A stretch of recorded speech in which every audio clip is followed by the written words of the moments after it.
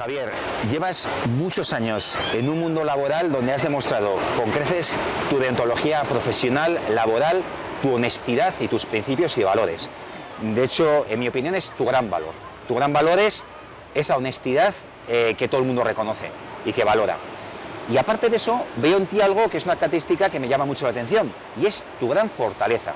Eres una persona que desde pequeño eres una persona líder, eres una persona muy formada, muy constante, que en tu trabajo en la fiscalía o en tu centro hoy en día ves cosas muy difíciles y los afrontas, incluso problemas de salud que has tenido importantes, y lo afrontas con mucha fortaleza. Me encantaría saber un poco cuál es el secreto de tu fortaleza y cómo tu ejemplo puede valernos en una sociedad donde estamos teniendo problemas de resiliencia y de autoestima y de fuerza.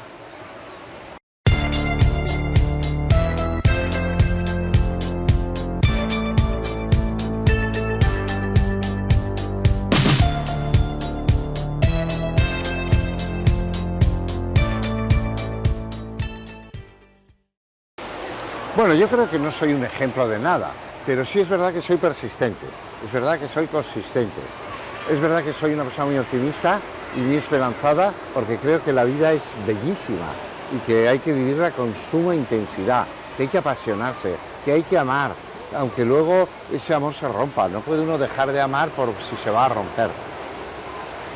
Tiene uno que tener algo vocacional. Esa es tu profesión, la mía es una profesión preciosa, la de psicólogo, pero si no, algo que tú tienes que hacer en favor de la sociedad, que te comprometas en una ONG, o un libro que quieres escribir, o un viaje que quieres realizar. Es decir, uno se tiene que dar razones, sentidos, ilusiones, y luego comprometerse con los demás. Esto que se ha dado en llamar la resiliencia. Sí. Bueno, yo he tenido 2 infartos de miocardio, he tenido mis situaciones complejas, he estado en manos de otros, me han sacado adelante y por tanto yo tengo que hacer mucho en favor de los demás.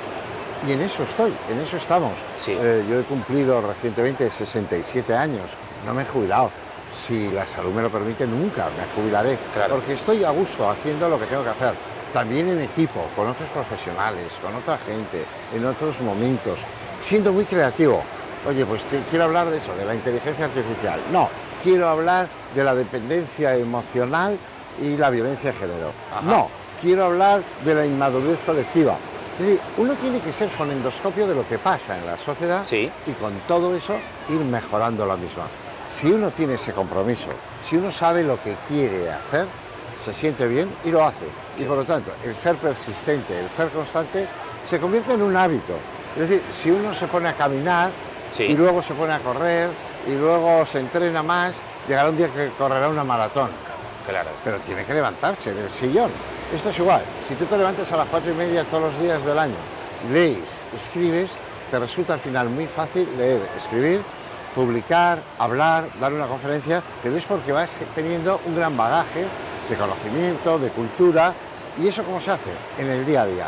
Y desde luego en la primera palabra que he dicho, la constancia, la perseverancia y un aspecto esencial, ser agradecido. Sí. Ser agradecido a la vida, ser agradecido a los otros, a los que nos han antecedido, los que nos han traído los inventos, la rueda, el tren, el fuego, la electricidad, las vacunas esenciales, tantas cosas. Claro. Que hacen que nuestra vida cada vez sea mejor y que nosotros proyectemos en el futuro de nuestros hijos, de nuestros nietos y de las generaciones futuras. Qué bello.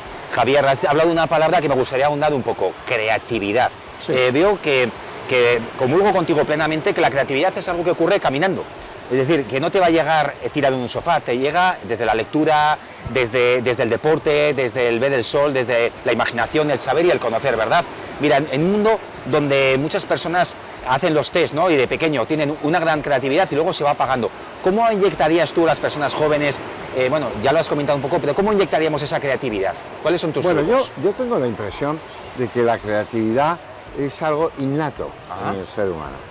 Y el niño evoluciona, y el niño juega al cucú tras, y el niño esconde algo en una caja, y el niño... Bien, lo que hay que hacer es no cortarle las alas al niño y dejarle que crezca, que piense, que imagine, que invente, que abra un reloj para ver cómo es por dentro. Es decir, hay que dejarle con otras personas ver cómo se realizan las labores, a veces puramente manuales, otras más complejas, otros pensamientos más abstractos. Hay que poner en contacto con la naturaleza, con los animales, con todo ese policromía de la vida te va a generar creatividad. La creatividad nace de un chispazo, pero un chispazo que tiene que venir de conocimiento de las realidades, de la intersección, del proyecto de futuro, de anticipar. Es decir, la creatividad se trabaja. Sí. Otra cosa es que te tienes que ganar la libertad que tiene todo el ser humano para hacer una obra que puede ser mejor o peor. Pero yo creo que el ser humano en conjunto es profundamente creativo y no es que mezcle lo que ya conoce, sino que inventa aspectos novedosos que son utensilios, herramientas, computadoras cuánticas. Eso es, pero la creatividad lo es en los pequeños diseños, en tantas soluciones que se ha hecho de un torno, de lo que son los rodamientos. Y el ser humano, como los matemáticos, miran al universo y de pronto se ponen a estudiar y sacan una teoría. Cuando la comprueban y la confirman, tienen un teorema. Esa es como la investigación, como la ciencia avanza, intentando hacer hipótesis, constatando cuáles. Y no haciendo mucho caso a la gente que niega que la Tierra es redonda o a la gente que niega la ley de la gravedad. Hay aspectos que son reales y luego está la subjetividad del ser humano con sus lapsus linguae, con sus sueños por la noche, con sus fugas de ideas. El ser humano que a veces quiere hacer una cosa y hace la contraria. El ser humano que en sí mismo y para él mismo en muchas ocasiones es imprevisible.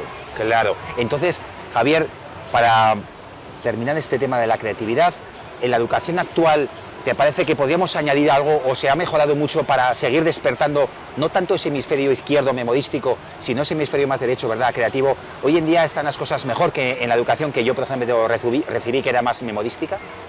Bueno, yo creo que la educación en España, en general, está bien. Hay muchas cosas que mejorar. Yo mejoraría mucho el nivel cultural de la historia. Formularía más dilemas, más aspectos dicotómicos que los jóvenes les obligue a pensar, a tomar partido, pero desde el argumento. Les haría que tengan una mayor capacidad verbal de exposición y de defensa de los argumentos. Estas son líneas maestras que yo creo que hay que educar, porque no es informar, es formar, es educar. Creatividad. La creatividad yo creo que España siempre ha tenido de grandes, desde el Quijote a Velázquez, desde Goya, es decir, a grandes arquitectos. España ha sido muy creativa, España ha inventado el submarino, España es el que ha desarrollado todo el aspecto neuronal. Claro, y eso es fundamental, plantearlo, que alguien nos dijo que podemos ser los propios escultores de nuestro cerebro. Estamos hablando, por lo tanto, de que la vida se construye con el esfuerzo en los propios brazos y que es fundamental. Cuando Santiago Ramón y Cajal hablaba de esa realidad, de esa creatividad, no perdía la humanidad que nos explicó Marañón, diciendo la mejor herramienta que tiene un sanitario es una silla porque le permite sentarse y tener cogido de la mano a un paciente. Eso es fundamental, esencial. Por lo tanto, conocimiento sí. Me da la impresión de que la mal llamada inteligencia artificial, esa memoria computativa, esa ayuda a la inteligencia, va a permitir al ser humano descubrir cosas, teoremas, etcétera, porque es tal el cúmulo, la suma, la interrelación, que no el aprendizaje, que no el razonamiento, pero es tal la interrelación de datos, de conceptos, que nos van a salir cosas que se nos habían perdido por el camino. Y eso va a desarrollar nuevos campos para la creatividad. Dejemos a los niños ser creativos, que vean las cosas desde su perspectiva, que pinten las cosas como quieran verlas. No intentemos enmarcar, no intentemos cercenar, porque ahí es cuando muere la creatividad. Cuando a alguien le dicen, esto no. No, no, como tú lo veas, como tú lo creas, como tú lo inventes. Esto es lo que hace al ser humano inventor, creador y desarrollador.